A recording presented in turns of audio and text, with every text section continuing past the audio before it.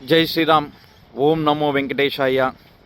నిద్రపోతున్న హిందువులారా, మొద్దు నిద్రలో ఉన్న ఓ హిందూ సమాజమా, ఒక్కసారి ఈ వీడియో చూడండి. మీకోసమే ఈ వీడియో. కలియుగ ప్రత్యక్ష దైవం, భూలోక వైకుంఠంగా పిలువబడేటువంటి మన తిరుమల దివ్యక్షేత్రం పరిధిలో 7 కొండలు పాదాల చెంత ముంతాజ్ హోటల్ వారి అక్రమ నిర్మాణాలను ఒక్కసారి చూడండి హిందువులారా. గత 2 నెలల నుంచి మనం పోరాటం చేస్తున్నా కూడా ఏమి పీకలేని పరిస్థితి. ఈరోజు ముంతాజ్ హోటల్ వారు కంకణం కట్టుకుని ఈ తిరుమల దివ్య క్షేత్రాన్ని నాశనం చేస్తామంటున్నారు. ఒక పక్కన కూటమి ప్రభుత్వం, మరొక పక్కన బాధ్యత వహించాల్సిన జనసేన పవన్ కళ్యాణ్ గారు మౌనం వహిస్తున్నారు. ఓబెరాయి నుంచి, ముంతాజ్ హోటల్ నుంచి పవన్ కళ్యాణ్ గారికి ఏమన్నా ముడుపులు ముట్టాయా అనే అనుమానాలు కలుగుతున్నాయి.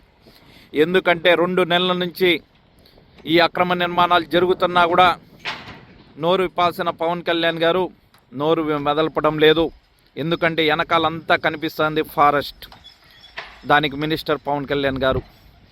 ఈ స్థలం ఉంది పేరూరు పంచాయతీ శాఖకు మినిస్టర్ పవన్ కళ్యాణ్ గారు. ఇక్కడ కనిపిస్తున్నది ల్యాండు టూరిజం వాళ్ళది. ఈ ప్రాజెక్టు టూరిజం ప్రాజెక్ట్ అని చెప్పేసి కడుతున్నారు. దానికి కూడా మినిస్ట్రీ జనసేన వాళ్ళు. ఓవరాల్గా చూస్తే ఇదంతా కూడా పవన్ కళ్యాణ్ గారికి సంబంధించినటువంటి సబ్జెక్టు. మరి పవన్ కళ్యాణ్ గారు సనాతన ధర్మం, హిందూ ధర్మం ఎక్కడ ఆపదున్నా నేను వింటాను, నేను ప్రశ్నిస్తాను, నిలదీస్తానన్నారు. మరి ముంతాజ్ హోటల్ ఏకంగా టార్గెట్ తిరుమలని టార్గెట్ చేస్తూ ముంతాజ్ హోటల్ నిర్మాణం జరుగుతుంటే మాత్రం పవన్ కళ్యాణ్ గారు నోరు మెదలపడం లేదు. మరి ఈరోజు మేమంతా ఏమనుకోవాలి? ఓబెరాయికి పవన్ కళ్యాణ్ గారు భయపడినారనుకోవాలా? ఓబెరాయి దగ్గర ఏమన్నా ముడుపులు తీసుకున్నారనుకోవాలా? ఏమనుకోవాలి? ఒక్కసారి పవన్ కళ్యాణ్ గారు సమాధానం చెప్పాలని మేమంతా కూడా డిమాండ్ చేస్తున్నాము. ఇది మా బాధ, మా ఆవేదన. ఈరోజు స్థానికులందరూ కూడా దీని గురించి మాట్లాడాల్సిన అవసరం ఉంది. వేల సంవత్సరాల నుంచి మా పూర్వీకులు భద్రంగా కాపాడుకుంటూ వస్తున్నటువంటి తిరుమల దివ్య క్షేత్రాన్ని మా కళ్ళ ముందే ఈరోజు ఈ అక్రమ నిర్మాణాలు, అక్రమ కట్టడాలతో నాశనం చేస్తున్నారు.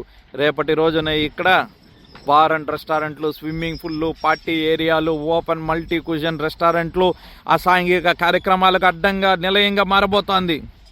చెప్పండి హిందూ సమాజమా? శంఖారావంతో హిందువుల్లో చైతన్యం వచ్చింది, కానీ ఇలాంటి అక్రమ నిర్మాణాలను అడ్డుకోవడంలో మాత్రం మనలో చైతన్యం రావడం లేదు. కూటమి ప్రభుత్వం బీజేపీ కూడా ఉంది. బీజేపీ కూడా మౌనం వహిస్తుంది. ఈరోజు కార్పొరేట్కు సలాం కొడుతున్నారు. కార్పొరేట్కు రెడ్ కార్పొరేట్ పరుస్తూ వారు చేస్తున్న అక్రమ నిర్మాణాలను ప్రోత్సహిస్తున్నారు.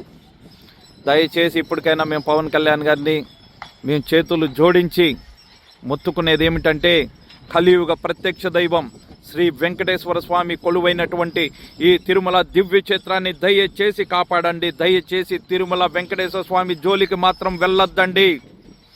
ఆయనతో పెట్టుకున్న వాళ్ళు ఎవ్వరు కూడా ఇంకా అది చరిత్రే. ఒక్కసారి చూస్తే మీకే అర్థమవుతుంది. దయచేసి తిరుమల జోలికి మాత్రం వెళ్ళొద్దండి. దయచేసి ముంతాజ్ హోటల్ అక్రమ నిర్మాణ పనులను నిలుపుదల చెయ్యండి. ఆధ్యాత్మిక క్షేత్రంలో ఆధ్యాత్మికతకు మాత్రమే చోటు ఉండాలి.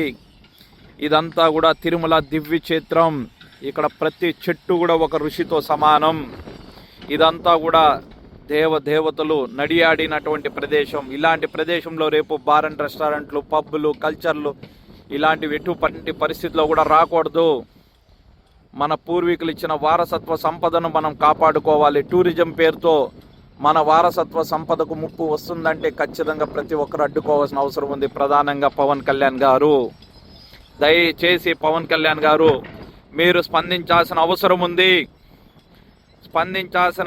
ఉంది.